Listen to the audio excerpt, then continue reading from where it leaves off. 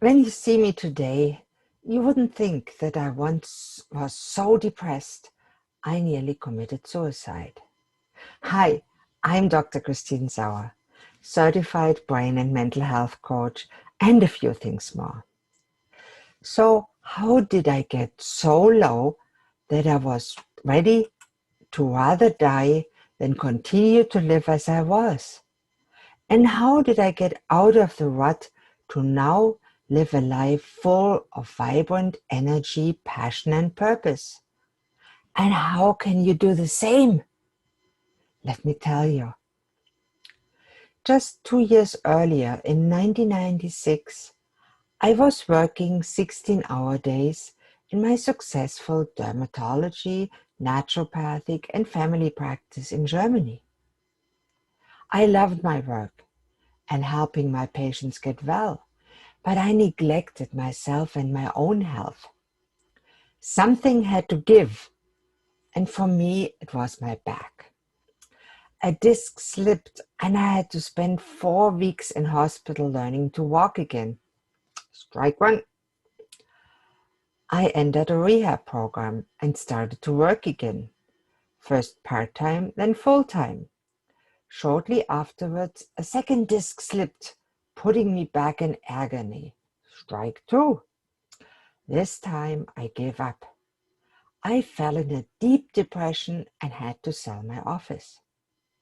Shortly afterwards, my then husband, having struggled with mental illness all his life after a traumatic childhood, decided to commit suicide. Strike three. I was left with a bad back, a deep depression, an immense sense of loss and grief, two teenage boys, and immigration papers to Canada, of all things. You know, we had decided 4 years earlier to immigrate to Canada to spare our boys the then compulsory German army. So I decided to come to Halifax, Nova Scotia in Canada in the fall of 1997. It turned out to be the best decision of my life, but in the beginning, things got worse.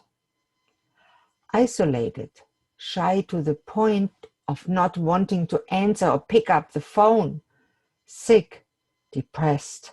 I had no one to talk to, but two demanding, spoiled teenage boys. And I felt like I was all alone and the only one with the issues, and there was no hope left. That's when I decided to commit suicide. The emotional pain was too agonizing to bear any longer. The losses had accumulated, and I couldn't deal with it anymore. At this point, I didn't even care enough for my boys anymore to not want to commit suicide. Nothing mattered except ending the unbearable emotional pain. That's what depression can do to you.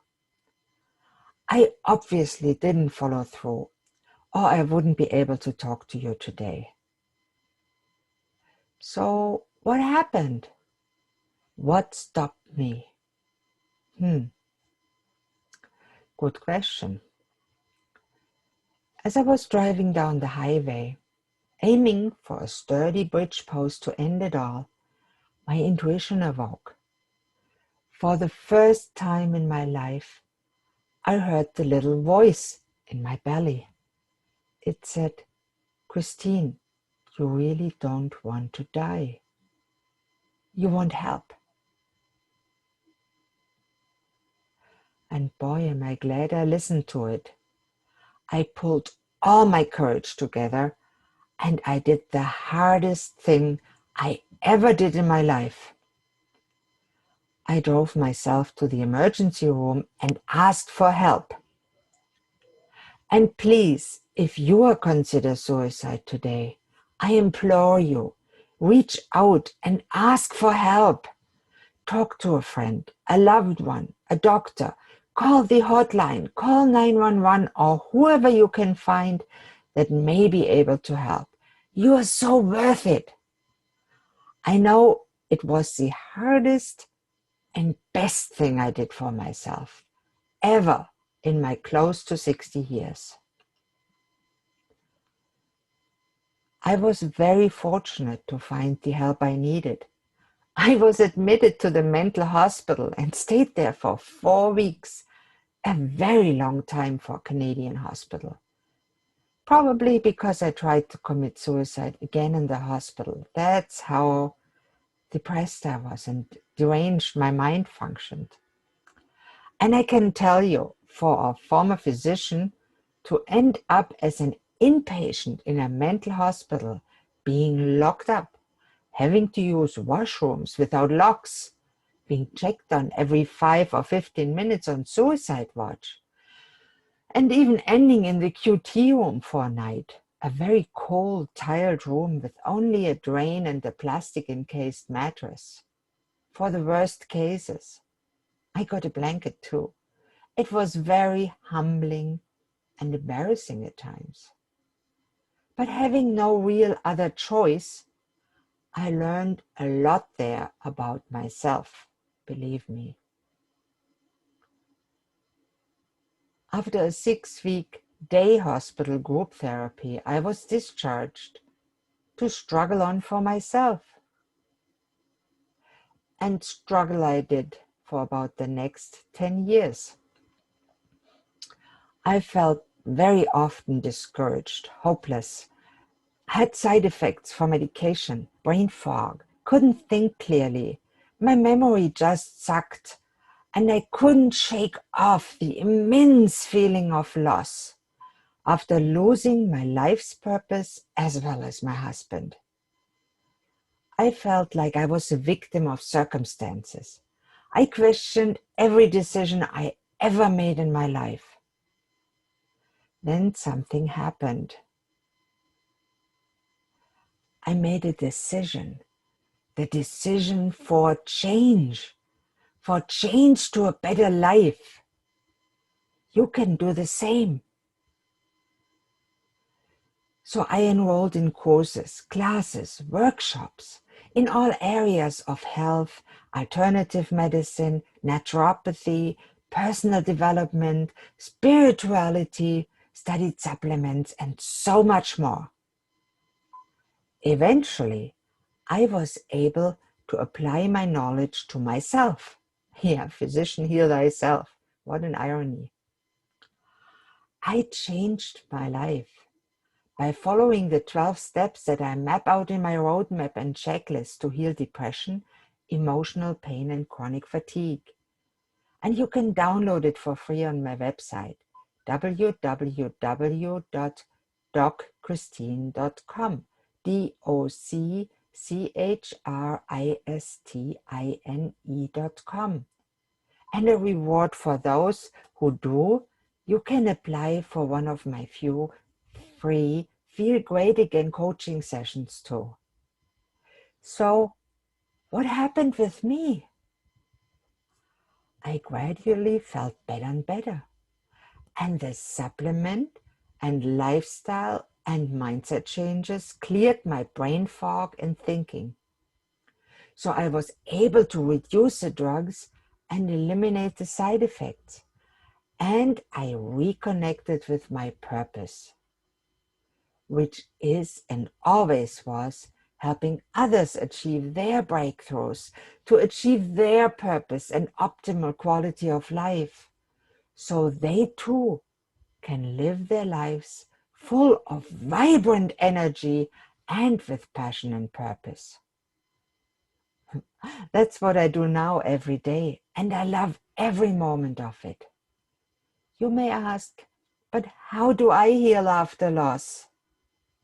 I'm crippled in the deep, deep valley of grief and loss over a loved one or a thing like my profession that I lost. Consider this. Loss is part of life. Death is part of life. And like a plant that dies, decays, and new plants grow on the remains, so we can grow as people on the remains of loss and grief. Grieving a loss is natural. But if your grief starts to overwhelm you and your life, and nothing else seems to matter anymore, and you feel your life will never be good again, I want to give you hope. There is a light at the end of the tunnel. And believe me, it's not a freight train. You may be in the dark part of the tunnel. And the analogy I use is taken from the long tunnels in the European Alps that we as children drove through on our way from Germany to the beaches of Italy. At first, it is very dark, and you cannot see the end. But then a sudden turn, and the southern sunshine brightens your spirit. That's how I see life and recovering from loss, grief, and depression. Go through the dark part. It will inevitably lead you to the sunshine. Keep going. We all struggle with life sometimes. You are not alone. Change is part of life. People always say there are two things sure in life: death and taxes. I disagree. It's just not true. Yes, death is inevitable, but taxes are not. You can refuse to pay taxes and accept the consequences, going to jail eventually. But there are two things that are inevitable in life. One is death, and the other is change. You will experience change in your life, and it is your decision how you approach it. You can feel like the victim of circumstances and feel sad and down. You can rebel and try to prevent the change by all means and feel angry and upset. Or you can accept the challenge and grow as a person. Your life will never be the same again after a loss. Do I remember my husband fondly? Do I remember my days as a successful physician fondly? I do. Do I love my new life? Absolutely. So after I embraced change and followed through, my life turned around. I grew as a person myself, and I feel better now than I remember ever feeling before. We all will stumble in our struggle and need to get back up to continue. Be gentle to yourself. Encourage yourself. You wouldn't tell a child trying to learn to walk, "You are so stupid. You will never learn to walk. See how often you fall down. Better give up, it's hopeless." So why are we treating ourselves often in these ways? It's time we became our own best friends. It's time we are walking our way through our loss and grief. Having gone through it myself, here are my 3 steps to healing after loss. Feel free to follow them for your own healing journey. First step, allow yourself to grieve for the first period after your loss. Accept the pain and sadness. Let yourself feel it and sit with it. Try not to push it away. Love yourself, hug yourself, cry. Second step, after a few weeks to a few months at most, you will be ready to start to accept and embrace a change and work towards a life without the lost thing or person, and in the process grow as a person yourself in the physical, mental, and spiritual realms. Imagine what the lost loved one would have wanted you to do. Explore options to replace a lost opportunity or profession.